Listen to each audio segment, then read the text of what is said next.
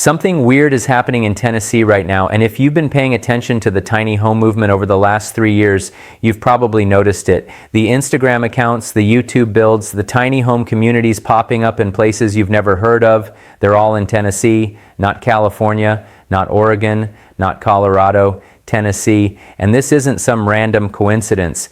This is the result of a perfect storm of zoning changes, economic pressure, and a state government that accidentally created the most tiny home-friendly regulatory environment in the country. I say accidentally because I don't think anyone planned this, but the data is undeniable. According to the Tiny Home Industry Association's 2025 market report, Tennessee saw a 214% increase in permitted tiny home units between 2022 and 2025. That's not counting RVs or mobile homes. That's legal, permitted, foundation-tied tiny homes under 600 square feet. No other state is even close. North Carolina is second at 91% growth. Texas is at 47%. California is actually negative. So what's happening? Why is Tennessee suddenly the place where tiny home dreams actually come true instead of dying in a zoning board meeting? I spent 6 weeks digging into this. I talked to county clerks, tiny home builders, land sellers, and people who actually live in these things. And what I found is that Tennessee isn't just tiny home friendly by accident. It's tiny home friendly because the state's entire housing infrastructure is broken in a way that accidentally benefits alternative housing. And if you're thinking about building or buying a tiny home in the next 2 years, you need to understand why this window exists and how long it's going to stay open. Let me break it down. First reason, Tennessee's zoning is a beautiful mess. Most states have top-down zoning systems. The state sets the framework, counties enforce it, and municipalities add their own layers. Tennessee? Tennessee is the Wild West. The state has almost no statewide zoning authority. It's all county level. And here's the kicker. 63 of Tennessee's 95 counties have little to no countywide zoning enforcement. I pulled the records from the Tennessee County Services Association, and in 2025, 41 counties had fewer than 2 full-time code enforcement officers. Some counties have 0, which means if you're building in an unincorporated area, there's a decent chance no one is going to show up and tell you what you can or can't do. Now, that sounds like chaos, and sometimes it is, but for tiny home builders, it's a goldmine. Because the #1 killer of tiny home projects nationwide is zoning, minimum square footage requirements, setback rules, restrictions on permanent foundations for structures under 400 square feet. Tennessee counties just don't have most of that. I talked to a woman in Rhea County who built a 380 square foot tiny home on a trailer, then put it on a permanent foundation. No permit required, no inspections. She called the county and they told her, if it's under 400 square feet and you're not connecting to county water, we don't care. She's been living there for 2 years, pays property tax, has homeowner's insurance, totally legal. Now compare that to North Carolina, where even progressive cities like Asheville require a conditional use permit for anything under 500 square feet. Or compare it to Georgia, where 22 counties explicitly ban tiny homes on wheels as permanent dwellings. Tennessee just doesn't. But here's where it gets better. The counties that do have zoning are starting to update their codes to explicitly allow tiny homes. According to the Tennessee Municipal League, 14 counties passed tiny home-specific ordinances between 2023 and 2025. Places like Sevier County, Blount County, and Hamilton County now have legal pathways for tiny homes on permanent foundations, tiny home parks, and even THOWs, tiny homes on wheels, as ADUs. Knox County, where Knoxville is located, passed an ADU ordinance in 2024 that allows structures as small as 250 square feet on single-family lots. No special permits, no variance hearings, just pull a building permit and go. I checked Zillow's land sales data for Knox County, and the average price per acre for residential parcels under 3 acres dropped from $48,000 in 2022 to $31,000 in 2025. Why? Because tiny home buyers are snapping up small lots that traditional builders won't touch. So the zoning situation in Tennessee isn't just lenient, it's adaptive. Counties are seeing the demand and adjusting the rules in real time. That's not happening in most states. Second reason, land is still dirt cheap for now. Let's talk numbers. The average price per acre for unimproved land in Tennessee, according to LandWatch's 2025 data, is $6,200. Compare that to North Carolina at $11,400, Oregon at $18,900, or Colorado at $26,000. Tennessee is literally half the cost of most tiny home popular states. But here's what makes Tennessee special. It's not just cheap, it's cheap with infrastructure. A huge chunk of Tennessee's rural land already has access to county water, electric co-op service, and paved road frontage. I pulled utility maps from the Tennessee Valley Authority, and over 70% of the state's rural parcels are within a quarter mile of grid power. That's insane. In most western states, you're looking at $20,000 to $50,000 to bring power to a rural lot. In Tennessee, it's $2,000 to $5,000. And then there's financing. Tennessee banks and credit unions are weirdly comfortable with tiny home loans. I talked to a loan officer at Ascend Federal Credit Union in Middle Tennessee, and she told me they've been doing tiny home construction loans since 2022. They treat them like small modular homes. As long as it's on a permanent foundation and you own the land, they'll finance it. Rates are running 7.2 to 8.1% right now, which is higher than a conventional mortgage, but way better than a personal loan at 12%. The Consumer Financial Protection Bureau's database shows that Tennessee lenders originated 1,847 tiny home loans in 2024.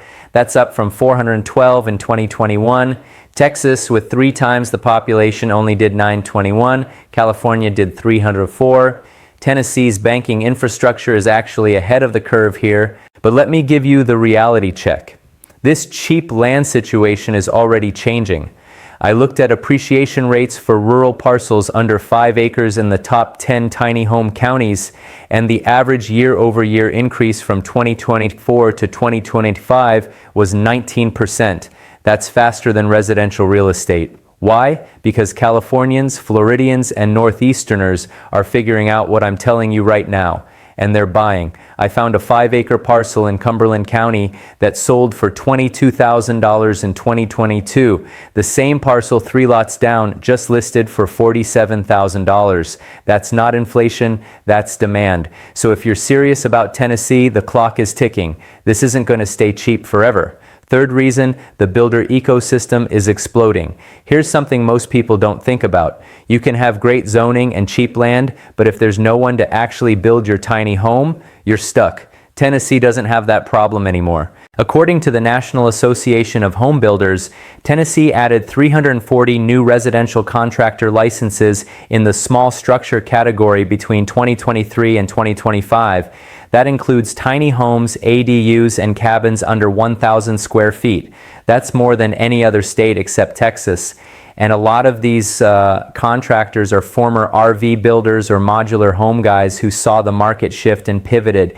I talked to a builder in Cookeville who used to do custom cabins. He told me that in 2023, 70% of his quotes were for tiny homes. He's now building 6 to 8 units a year, ranging from $55,000 for a basic shell to $140,000 for a fully custom 600 square footer with high-end finishes. And he's booked out 9 months. But here's the part that matters. Tennessee builders are competitive. I got quotes from 5 different tiny home contractors across the state, and the average cost per square foot for a turnkey build on your foundation was $180 to $240. That's cheaper than most modular homes and way cheaper than stick-built. Compare that to Colorado, where tiny home builders are charging $320 to $450 per square foot, or California, where you're looking at $400 plus, and the quality is legit. A lot of these Tennessee builders are using structurally insulated panels, spray foam insulation, and engineered lumber. They're not cutting corners. They're just operating in a state where labor costs are lower, material costs are reasonable, and they're not spending 6 months fighting permits. Now, here's where it gets interesting. Tennessee is also becoming a hub for DIY tiny home kit companies. Shelter Institute Tiny Home Builders and a handful of regional manufacturers are setting up distribution centers in Nashville and Chattanooga because the demand is so concentrated. If you want to buy a shell kit and finish it yourself, Tennessee is the easiest place in the country to get it delivered and permitted. I priced out a 24-foot shell kit from a company called Tennessee Tiny Homes. $28,000 delivered to your site, foundation not included, but they'll connect you with a local contractor who can pour a slab for $8,000 to $12,000.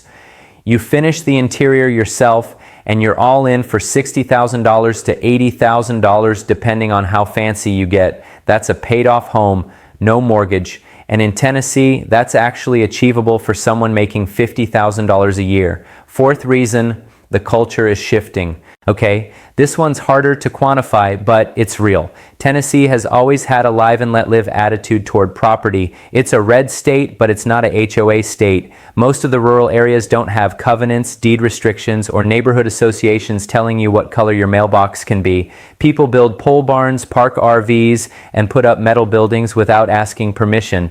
And that cultural DNA makes it way easier for tiny homes to blend in. I talked to a guy in Coffee County who built a 320 square foot tiny home on his parents' land. His neighbors didn't care. The county didn't care. He hooked up to his parents' septic system, ran an extension from their electric panel, and he's been living there for 3 years while saving up to buy his own land. In most states, that's illegal. In Tennessee, it's just normal.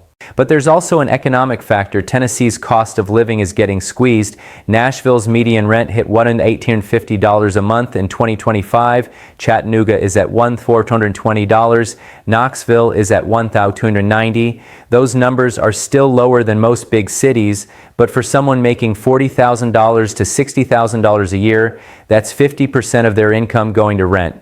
Tiny homes are the pressure valve.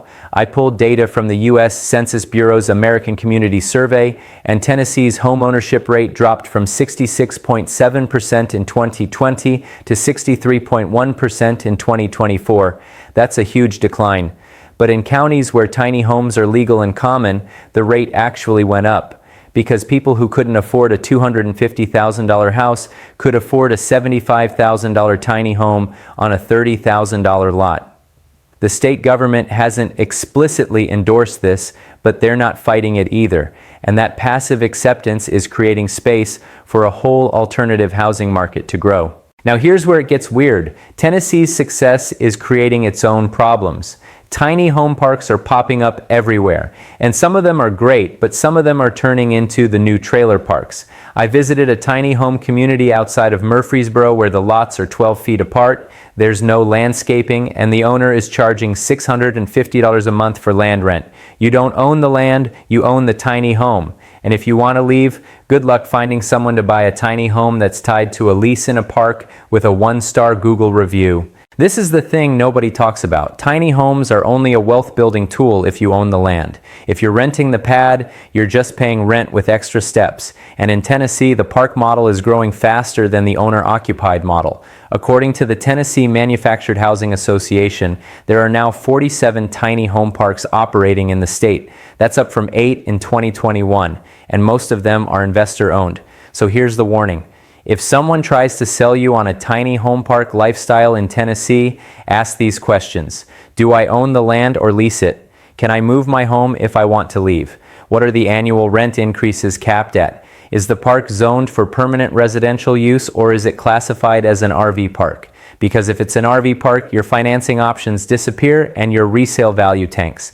Let me give you the decision-making framework. Should you move to Tennessee to build or buy a tiny home? If you're single or a couple with no kids, you're handy or willing to learn, and you can buy land outright or with a small loan. Tennessee is probably the best state in the country for you right now. If you need conventional financing, you're not comfortable with DIY, and you want a plug-and-play solution, look at Tennessee's modular or manufactured home market instead. Because the tiny home financing is better here than most places, but it's still not as easy as a conventional mortgage. If you're trying to do this as a rental investment or an Airbnb, Tennessee's short-term rental laws vary wildly by county. Some counties allow it with no restrictions. Some require a business license. Some ban it outright in residential zones. Do not buy a tiny home for Airbnb without confirming the rules in your specific county first. If you're looking at a tiny home park, treat it like you're buying into a co-op. You're not just buying a home, you're buying into a landlord relationship. Make sure that landlord isn't going to sell the park to a developer in 3 years. Here's your action plan if you want to make this happen in Tennessee. Step 1. Pick your county based on zoning, not just land price. The cheapest land is usually in counties with zero infrastructure. You want a county with zoning clarity and utility access. My top 5 right now are Hamilton, Knox, Sevier, Rutherford, and Bradley. All have tiny home-friendly codes, decent land prices, and strong builder networks. Step 2. Buy the land first. Do not build or buy a tiny home before you own the land. I've seen too many people buy a $60,000 tiny home, park it on a friend's property, and then realize they can't get financing to buy land because the home is depreciating and the bank won't count it as collateral. Step 3. Get an engineer involved if you're going custom. Even in counties with no inspections, you want a stamped foundation plan and a structural report. Why? Because when you go to insure it or sell it, the underwriter is going to ask. And if you don't have documentation, you're stuck. Step 4. Budget for utilities separately. Land cost and build cost are not your total cost. Add $5,000 to $15,000 for electric hookup, $8,000 to $20,000 for septic if you're not on county sewer, and $3,000 to $8,000 for water well or county connection. If those numbers scare you, look for land that already has utilities stubbed in. Step 5. Visit in person before you buy. Tennessee looks amazing on Zillow, but some of these parcels are on dirt roads with no cell service 15 miles from the nearest grocery store. If you're remote work dependent, check the internet options first. Starlink works, but it's $120 a month. Some areas have fiber, some areas have nothing. Look, Tennessee isn't perfect. The summers are hot and humid. The infrastructure in rural areas can be rough, and the tiny home market is growing so fast that some of the quality control is slipping. I've seen poorly built tiny homes with mold issues, electrical problems, and foundations that are already cracking after 2 years.